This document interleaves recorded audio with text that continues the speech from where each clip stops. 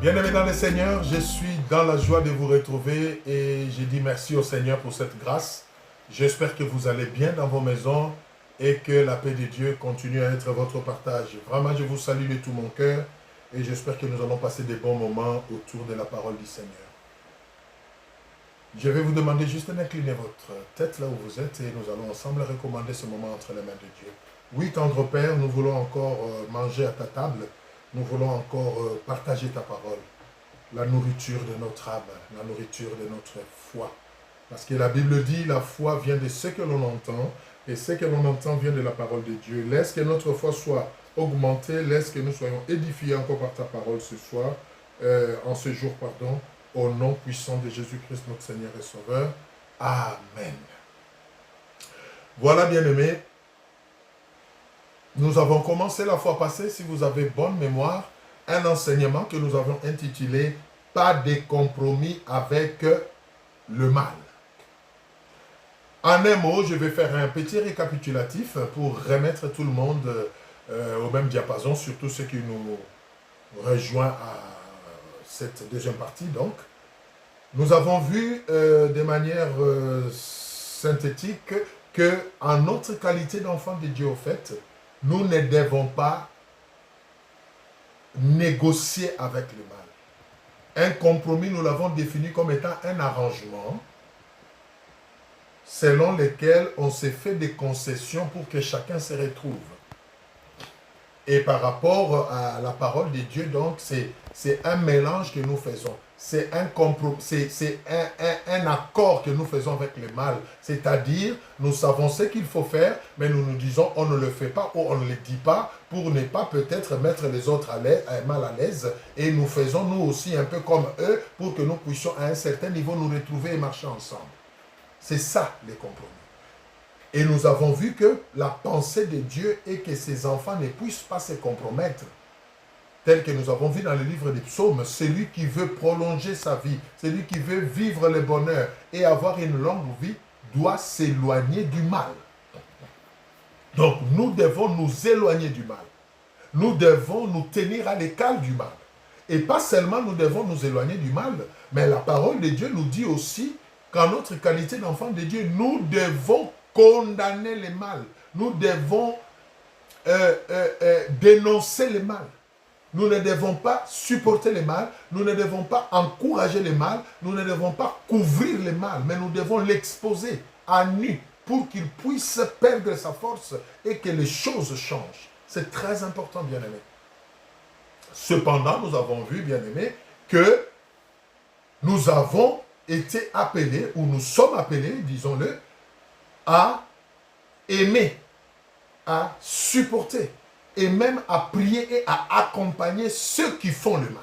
Ceux qui font le mal, pourquoi nous devons les accompagner, les supporter? Parce que nous croyons que Dieu, un jour, peut le toucher en passant par nous pour les amener à changer.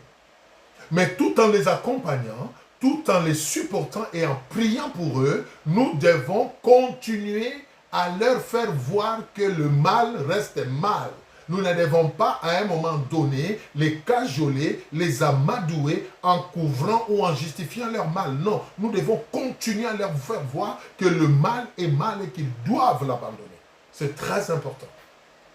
Et le constat a été malheureux. Nous avons tous constaté que malheureusement, même dans l'église aujourd'hui, dans les familles, le mal maintenant est couvert.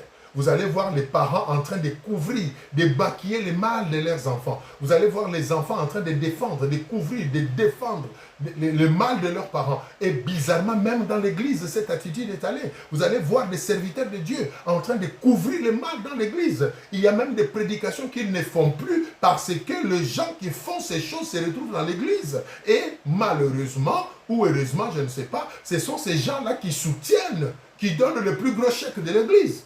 Donc, on ne peut pas les mettre mal à l'aise parce que s'ils se rétractent, finalement, financièrement, nous n'aurons plus rien. Donc, nous les aménageons et voilà. Et bien aimé, c'est ça les compromis. Mais ce n'est pas la pensée de Dieu, bien aimé. Le compromis n'est pas de Dieu. Le mal, nous devons le dénoncer. Et dire à ceux qui font le mal, c'est le mal. Nous devons aimer les adultères, mais continuellement leur dire que l'adultère est mauvais.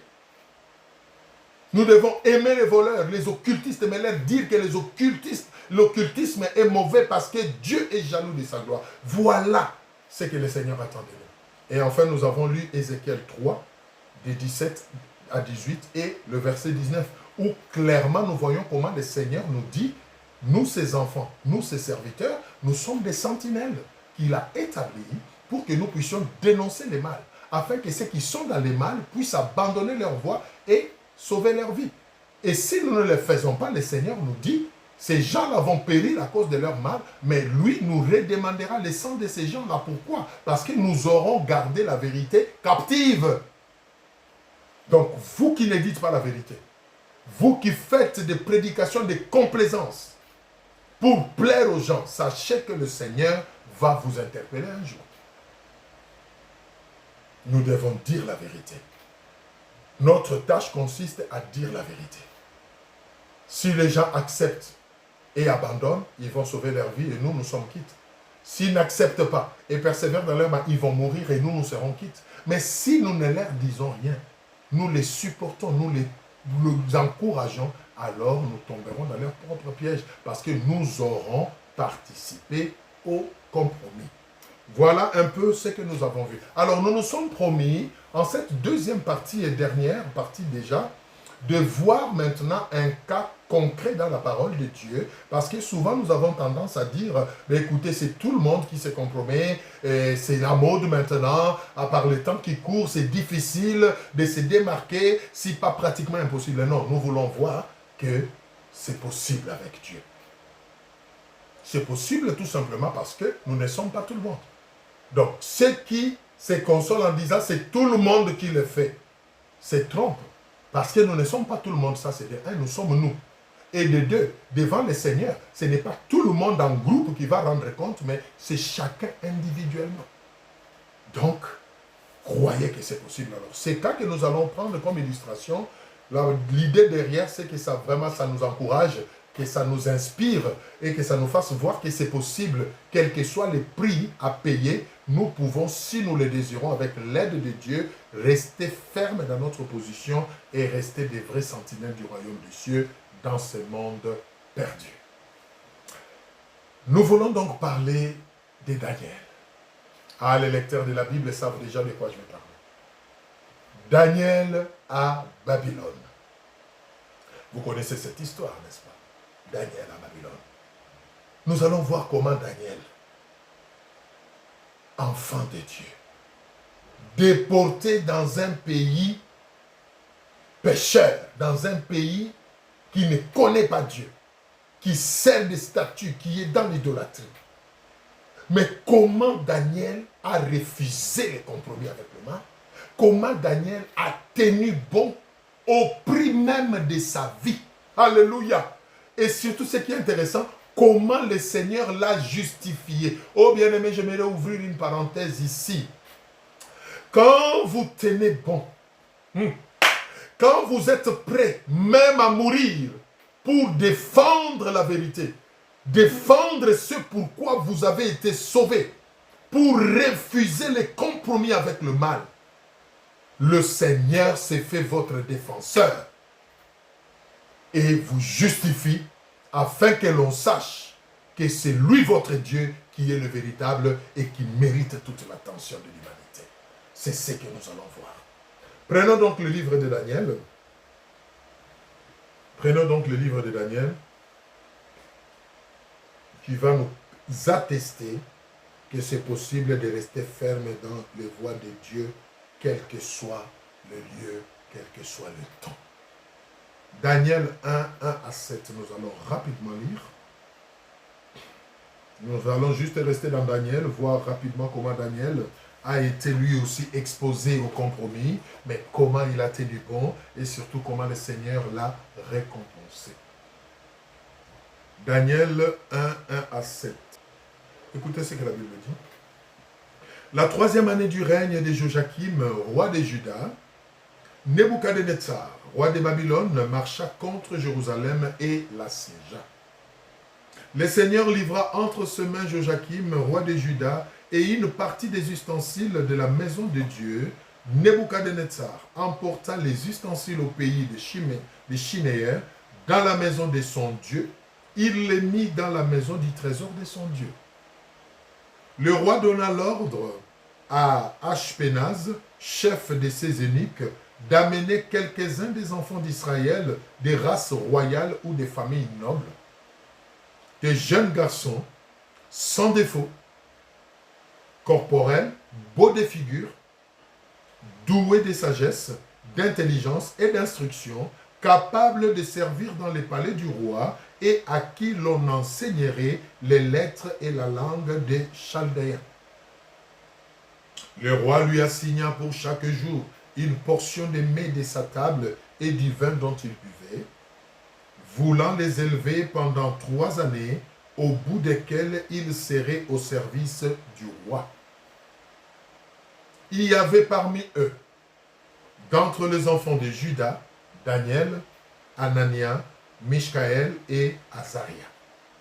Le chef des eunuques leur donna des noms: à Daniel celui de Belchassar, à Anania celui de Shadrach, à Mishaël celui de Meshach et à Azaria celui d'Abednego. Nous voyons ici donc une histoire. C'est important cette première partie, ce premier passage. Au fait, nous voyons l'origine de Daniel et de ses amis, peuple de Dieu, mais déportés comme esclaves, comme captifs dans un pays qui ne connaît pas Dieu, à Babylone, qui était gouverné par un roi païen, qui ne servait pas l'Éternel Dieu d'Israël, le Dieu de Daniel et de ses compagnons, mais d'autres dieux. Ce passage nous permet de situer les contextes. Donc, enfant de Dieu, serviteur de l'Éternel Dieu, déporté dans un monde, dans un milieu païen, où ce qui s'est fait n'est pas la volonté de Dieu. Et arrivé là-bas, à cause de l'intelligence, de la beauté que le Seigneur avait donnée à Daniel et à ses compagnons, on les a choisis pour être initiés, pour être préparés, pour être formés justement, afin de travailler pour le roi païen dans son palais. Voilà le contexte. Et parallèlement, ces contextes s'expliquent pour nous. On va aller petit à petit pour comprendre. C'est pratiquement notre contexte. Nous sommes dans le monde qui est Babylone, un monde perdu, un monde voilà qui ne connaît pas Dieu, où le mal règne. Mais nous sommes peuple de Dieu. Nous avons un Dieu puissant, grand, qui nous donne des recommandations, en qui nous avons placé notre foi. Mais nous nous retrouvons à Babylone, nous nous retrouvons dans ce monde où il y a la perdition, où il y a la corruption, où il y a l'adultère, où il y a toutes sortes de mal. Mais le Seigneur nous dit, pas de compromis avec le mal. Nous sommes dans le contexte où le mal règne, mais le Seigneur attend de nous qu'il n'y ait pas de compromis. C'est exactement ce que Daniel a vécu et ses compagnons. Et nous ferons à chaque moment un parallélisme avec vous dans ce monde. Nous évoluons. Nous prenons maintenant Daniel 6, du 5e verset au 9e verset. Nous avons planté les décors, n'est-ce pas? Placé les décors, situé les contextes. Prenons maintenant, évoluons maintenant. Nous prenons Daniel 6, 5 à 9. Écoutons ce qui va se passer. L'idée derrière, souvenez-vous, c'est de nous rendre compte que c'est possible, bien aimé, en étant dans ce monde et de ne pas faire des compromis avec le monde. Le mal, c'est possible. Donc, nous quittons Daniel 1, nous allons dans Daniel 6, 5 à 9. Écoutez ce que la parole de Dieu dit.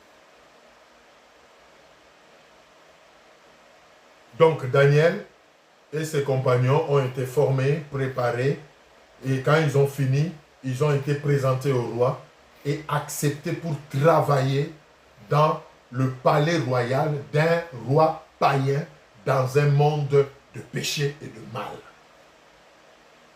6,59, écoutez. Et quand Daniel, pour la petite histoire, quand Daniel est allé là-bas, la Bible dit, vous allez lire, il s'est distingué par son intelligence. Dieu lui a donné une intelligence supérieure qui dépassait pratiquement tous les employés du roi. Et le roi a vu en lui une grande intelligence et il l'a placé pratiquement au-dessus de tous les autres employés qu'on appelait à l'époque des satrapes pour qu'il puisse les gérer au profit du roi. Donc, Daniel a été pratiquement élevé dans ce monde-là à un rang supérieur et nous allons voir quels sont les ennuis maintenant, comment le mal va frapper à sa porte justement et quelle va être son attitude. Donc, c'est ce que le verset 6, le chapitre 6 des 5 à 9 va nous révéler et la suite.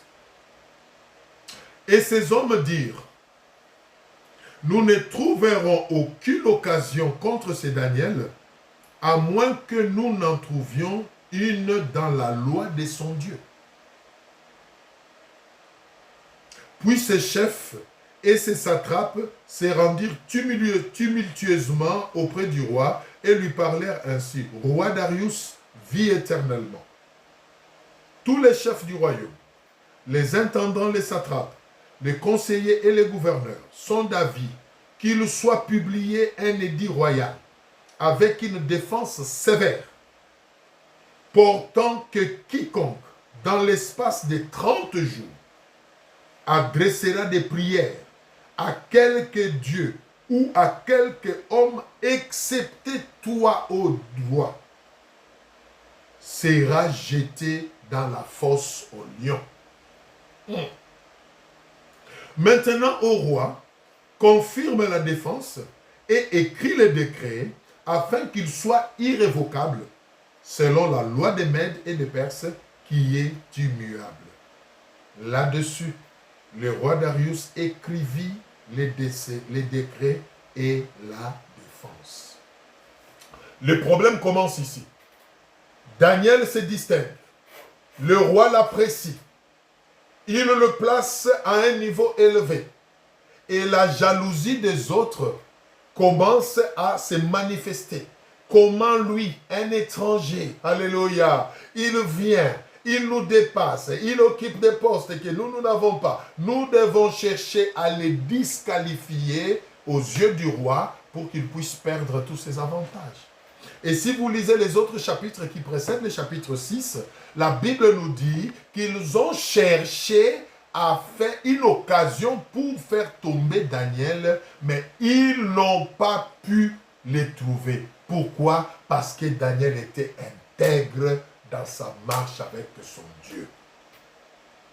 Finalement, ils ont résolu en disant, nous ne trouverons aucune occasion de faire tomber ce Daniel. Il est tellement strict dans ce qu'il fait, tellement sérieux avec son Dieu-là, que nous ne pouvons trouver une occasion de chute que dans la loi de son Dieu. Oh bien-aimé, écoutez, le diable est très rusé.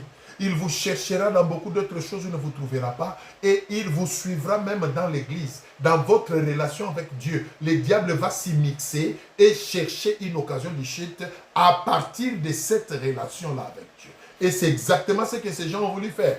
Ils ont influencé le roi par rapport à leur position distinguée dans le palais. Ils ont amené le roi à signer un décret qui disait que pendant 30 jours de suite, aucune prière, aucune adoration, aucune louange ne pouvait être rendue à un autre Dieu si ce n'est au roi lui-même.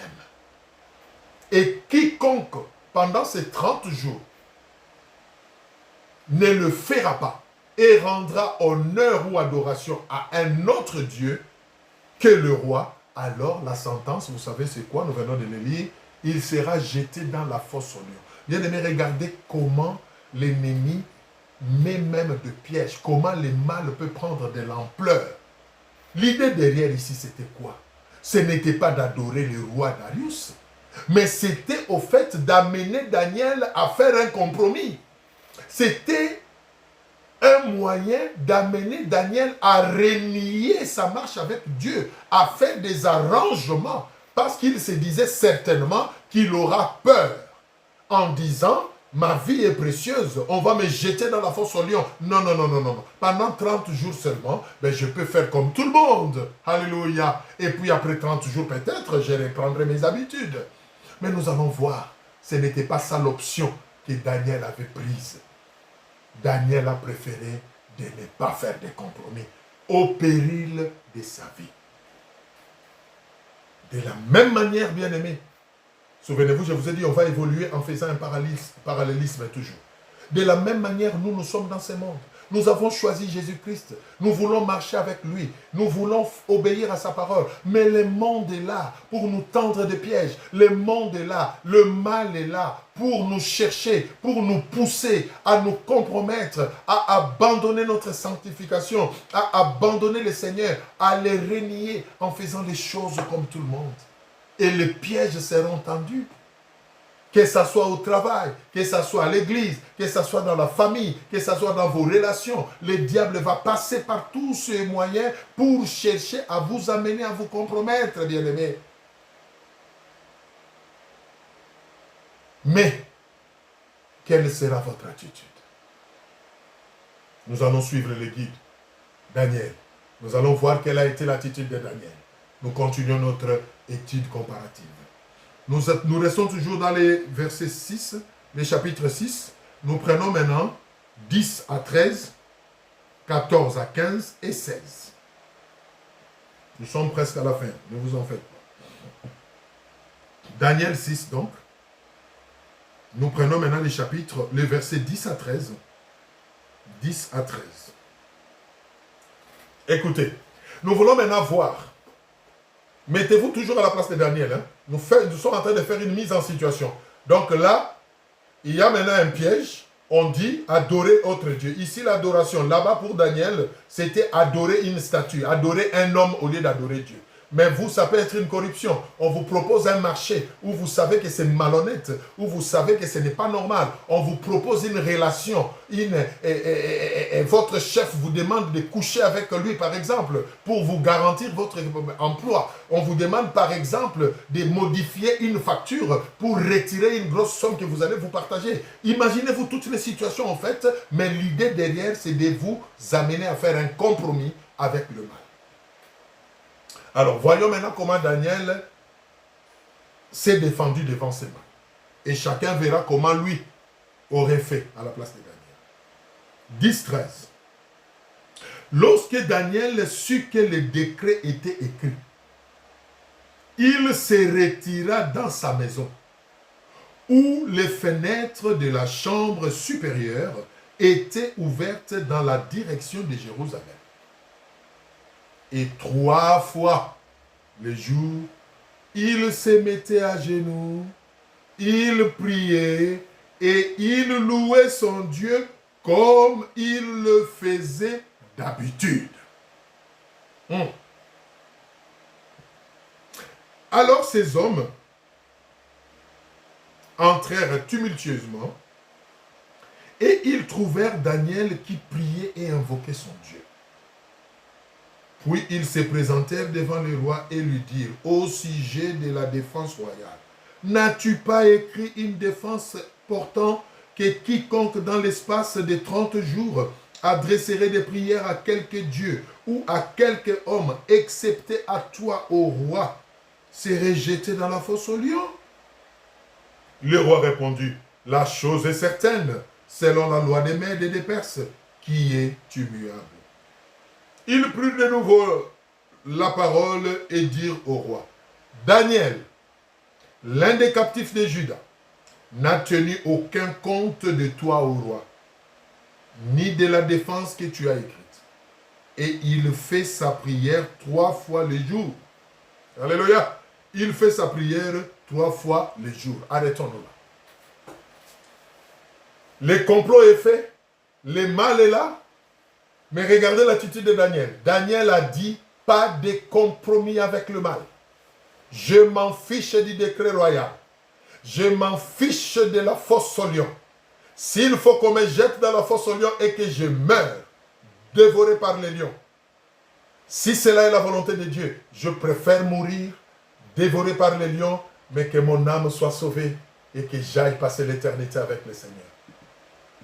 Et la Bible dit, nous venons de le lire, Daniel n'a pas tenu compte du décret du roi. Il n'a pas adoré le roi. Il a continué à craindre son Dieu, à faire sa prière 3 fois par jour, comme il avait l'habitude de le faire. Oh bien-aimé, que feriez-vous à la place de Daniel? Que faites-vous aujourd'hui dans ce monde perdu qui nous propose la corruption, qui nous propose des relations illicites?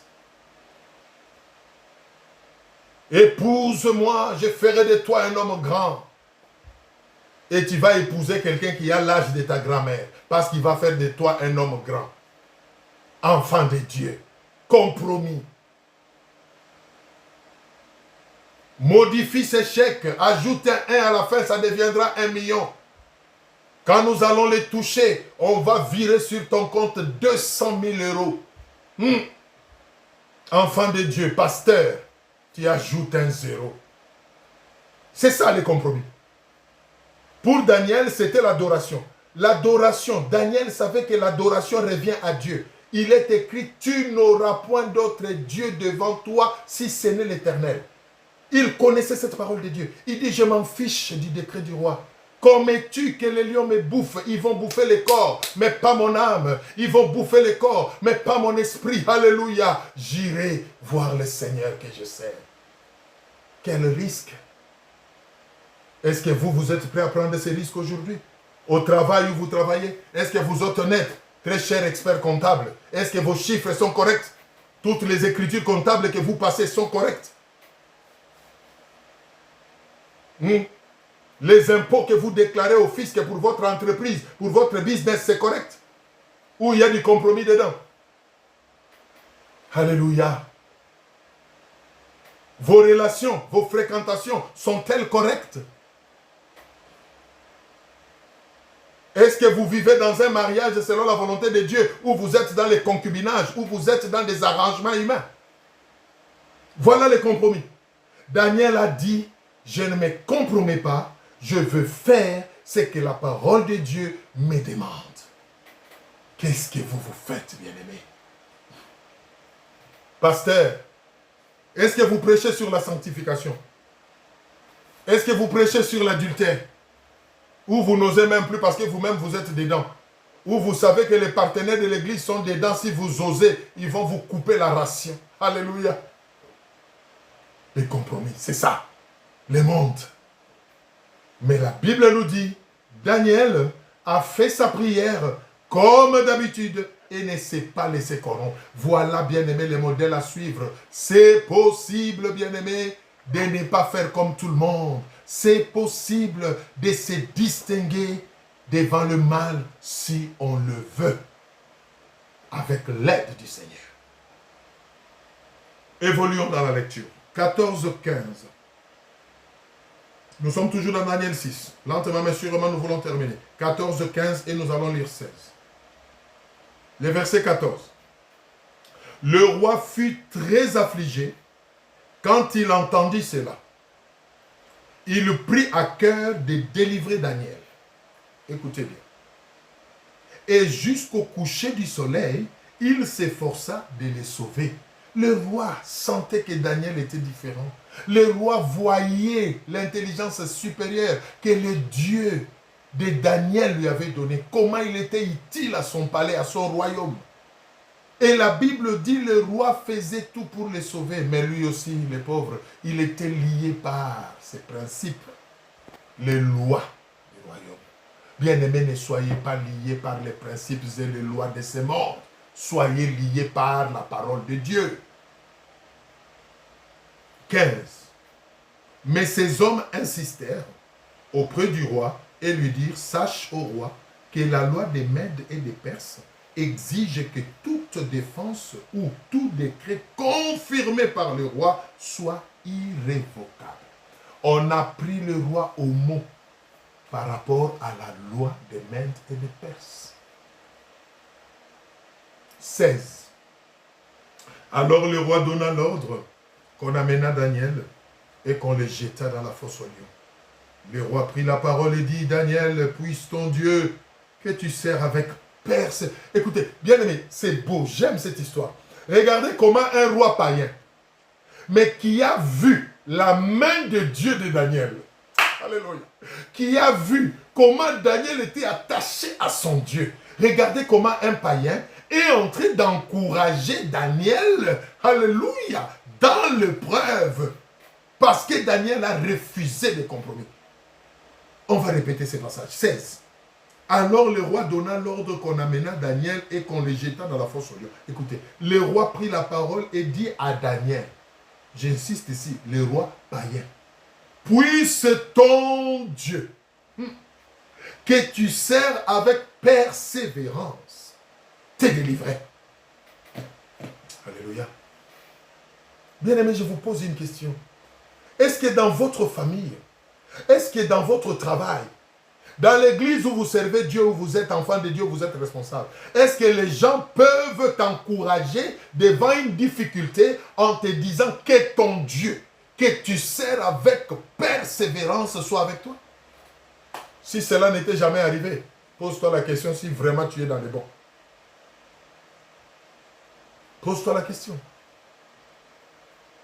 Un païen qui exhorte, alléluia, qui encourage, c'est paradoxal ça, qui encourage un enfant de Dieu, qui est ton Dieu là, parce qu'il a vu le Dieu de Daniel à l'œuvre. Il a vu comment Daniel était fidèle à ses dieux. Il a vu ce que ce Dieu-là était capable de faire dans la vie de Daniel. Et il encourage, il dit, qu'il te délivre de cette épreuve. Quand ça vient d'un païen, c'est fort. Prenons le dernier passage pour terminer. Toujours Daniel 6, 19, 28. Nous allons voir si ce Dieu-là a exaucé la prière du roi païen ou pas. En d'autres termes, si ce Dieu-là a récompensé la fidélité de Daniel ou pas. Et nous terminons par là. Daniel 6, 19 à 28. Oh, j'aime cette histoire. Dieu est fidèle. Tenons bon bien-aimé, quel que soit le prix. Pas de compromis. Que ce soit un slogan pour nous. Pas de compromis avec le mal. Alléluia. Jusqu'à ce que Jésus-Christ revienne. Pas de compromis avec le mal. Même dans la faim. Même dans la crise. Même dans l'inflation. Même dans... Pas de compromis avec le mal. Alléluia. Gloire au Seigneur. Daniel 6, 18 à 19 à 28. Écoutez ce que la Bible dit. On termine par là. Le roi s'éleva. Donc ici nous concluons qu'on a pris Daniel effectivement et on l'a jeté dans la fosse au lion. Il a accepté la mort. Bien-aimé, Daniel a accepté. Écoutez, ce n'était pas la fosse aux souris. Ce n'était pas la fosse au chat. Ou la fosse au chien. Ou la fosse au lapin. La fosse au lion. Pas la fosse à un lion, au lion. Et Daniel, on l'a amené devant la fosse. Il a vu le lion dans la fosse. Donc il suffisait que Daniel dise, arrêtez. J'ai compris. Pendant 30 jours, oh roi, je vais t'adorer. J'ai compris ma leçon. Il suffisait qu'il dise ça. On allait le retirer de la fosse. Mais la Bible dit, Daniel est allé jusque devant la fosse. Certainement, je m'imagine, on lui laissait le temps. Daniel, vraiment, tu es sûr? Il a dit, oui, je suis sûr. Jette un peu un coup d'œil dans la fosse. Il a regardé. Tu as bien vu, Daniel? Oui. Et tu es sûr qu'on peut... Daniel a dit, oui, jetez-moi. Mais je n'adorerai pas le roi. Parce qu'il n'est pas digne d'adoration. Alléluia. Oh bien-aimé, que le Seigneur nous aide à atteindre ce niveau. Ce niveau où nous sommes capables de dire non au mal. Ce niveau où nous pouvons regarder le mal dans les yeux et dire au mal, pas de compromis avec toi, loin de moi. Ce niveau où nous pouvons dire, je préfère mourir, aller au ciel voir Dieu, mais je ne remettrai pas ma foi en cause. Combien peuvent faire comme Daniel? Combien d'enfants de Dieu n'ont pas abandonné la foi à cause de l'argent? Combien d'enfants de Dieu n'ont pas abandonné Dieu à cause de l'adultère, à cause d'un plaisir de quelques minutes? Combien d'enfants de Dieu n'ont pas renié le Seigneur devant les difficultés? Daniel était devant la fosse au lion. Toi, tu es peut-être devant la corruption. Tu es peut-être devant la prostitution. Tu es peut-être devant l'adultère. Tu es peut-être devant le mensonge. Combien de fois as-tu résisté au mal? Daniel a refusé. Et la Bible dit, on l'a jeté dans la fosse. Terminons maintenant en voyant si Dieu a été capable de défendre Daniel ou il l'a laissé être bouffé. Daniel 6, 19 à 28. Le roi s'éleva au point du jour avec l'aurore et il alla précipitamment à la fosse au lion. Quand on dit le roi s'éleva au point du jour, cela signifie que Daniel a passé toute la nuit dans la fosse au lion. Toute la nuit dans la fosse au lion. Et le roi s'éleva tôt le matin. Verset 20. En s'approchant de la fosse, il appela Daniel d'une voix triste. Le roi prit la parole et dit à Daniel, Daniel, serviteur du Dieu vivant, oh c'est beau quand un païen est en train de déclarer des choses comme ça à ton sujet, enfant de Dieu. Daniel, serviteur du Dieu vivant, ton Dieu que tu sers avec persévérance, a-t-il pu te délivrer des lions?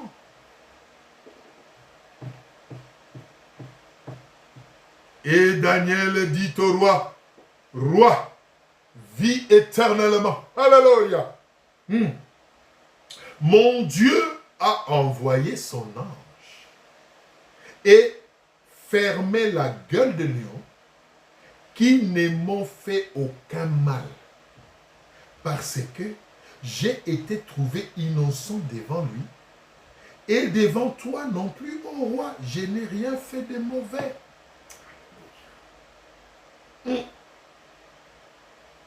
Alors le roi fut très joyeux et il ordonna qu'on fît sortir Daniel de la fosse.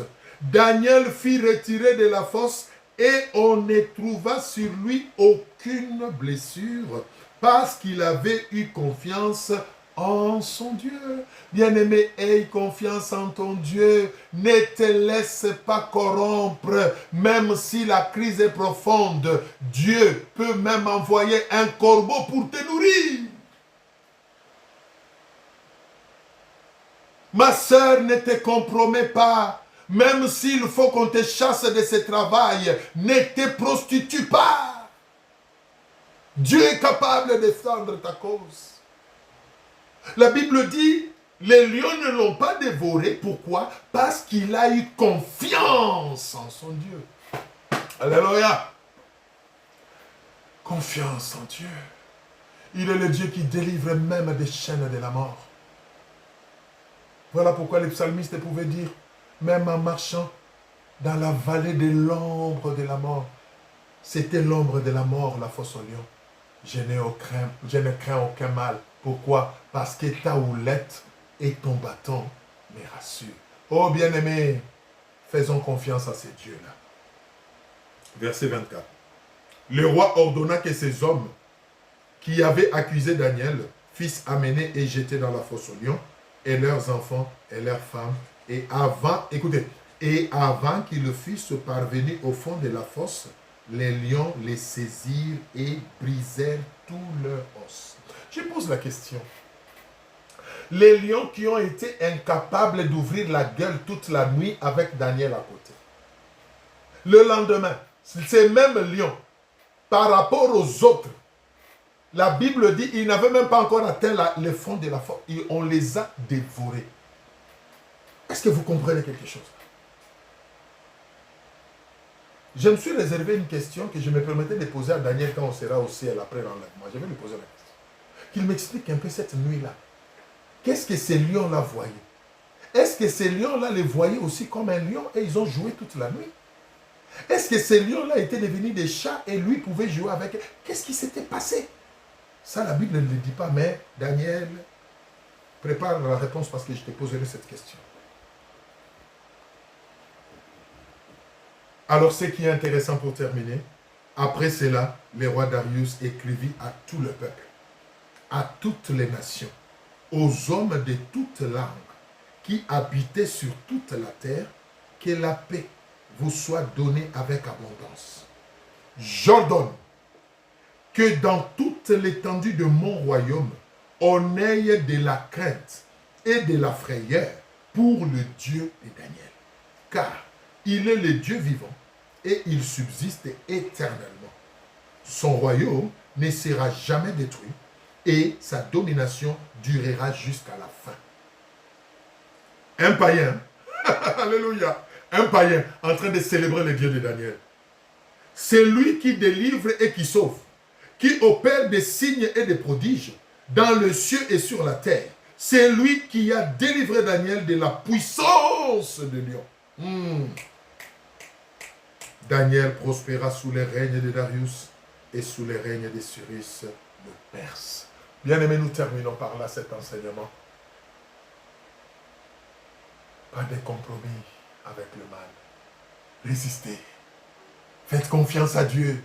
Vous n'êtes pas obligé de vous prostituer, ma sœur, pour payer votre loyer.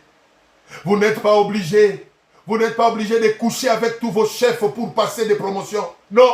Vous n'êtes pas obligé, mon frère. Alléluia. De vous enivrer tout le jour pour oublier vos soucis. Non, non. Vous n'êtes pas obligé de vous droguer. De vous droguer, soi-disant, j'oublie toutes mes factures, j'oublie toutes mes difficultés. Bien-aimés, vous n'êtes pas obligé. Ne vous compromettez pas dans le mal. Faites confiance à Dieu, même devant la mort. Serviteur de Dieu, vous n'êtes pas obligé de tordre la parole de Dieu, de changer la parole de Dieu, de tailler la parole de Dieu sur mesure pour faire plaisir à vos fidèles. Non, dites-leur la vérité. Dites-leur la vérité. Même s'ils se rebellent contre vous, alléluia, Dieu va vous justifier. Vous n'êtes pas obligé. Vous n'êtes pas obligé, bien-aimés, de continuer à vivre dans l'adultère. Vous pouvez décider de changer, arrêter. Vous n'êtes pas obligé de continuer à vivre dans le concubinage. Ce n'est pas normal. Vous pouvez régulariser, vous pouvez décider de vous marier devant Dieu, d'honorer Dieu. Ne vous consolez pas en disant c'est légal. Ne vous consolez pas en disant c'est permis. Oui, c'est permis par les hommes, pas par Dieu. Pas par Dieu, bien-aimés. Les compromis. Vous n'êtes pas obligé de voler, d'escroquer, de mentir pour survivre. Non, non. Dieu est capable. S'il a fermé la gueule de lion, il peut vous sortir de votre situation. Il peut vous visiter. Oh, j'aimerais que nous puissions incliner nos têtes et prier. Je ne sais pas dans quel niveau, dans quel aspect ces messages vous a concerné. Mais je vous prie, bien-aimés, si vous êtes déjà dans les compromis, répentez-vous ce soir. Prenez la décision de sortir. Arrangez votre vie avec Dieu. Jésus-Christ revient bientôt. Va-t-il vous trouver dans les compromis? Non, vous n'irez pas au ciel. Répentez-vous. Revenez, bien-aimés. Revenez et faites les choses telles que le Seigneur vous les demande. Pratiquez la parole de Dieu, pas les ordonnances des hommes. Pratiquez la parole de Dieu, pas les lois humaines. Pratiquez la parole de Dieu. Conformez-vous à ce que la parole de Dieu dit, pas aux principes humains, pas aux compromis. Je vais prier. Seigneur, mon âme est dans la joie, parce que quand tu parles, tu délivres. La Bible dit, tu envoies ta parole et ta parole les guérit. Oh, guéris-nous, Seigneur. Sors-nous de tout compromis, Seigneur.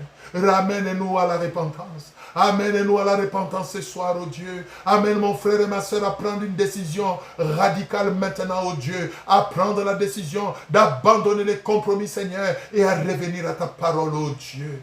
Ta grâce. Ta grâce. Alléluia. Merci, Seigneur. Nous allons nous arrêter là, bien-aimés. Je vous recommande de continuer à prier dans ce sens. Vous connaissez votre vie mieux que toute autre personne. Vous savez exactement en quoi est-ce que vous vous êtes déjà compromis. Mais si le Seigneur vous a enseigné, s'il vous a parlé, parce qu'il vous aime, il ne veut pas que la mort vous trouve dans ces compromis. Prenez la décision. Répentez-vous. Sortez de cela. Demandez l'aide du Saint-Esprit pour marcher de manière clean avec Dieu. Que mon Dieu vous bénisse et qu'il continue l'œuvre dans le cœur de tout un chacun de nous. Au nom de Jésus. Amen. Que Dieu vous bénisse, bien-aimés. Je vous dis à une prochaine occasion.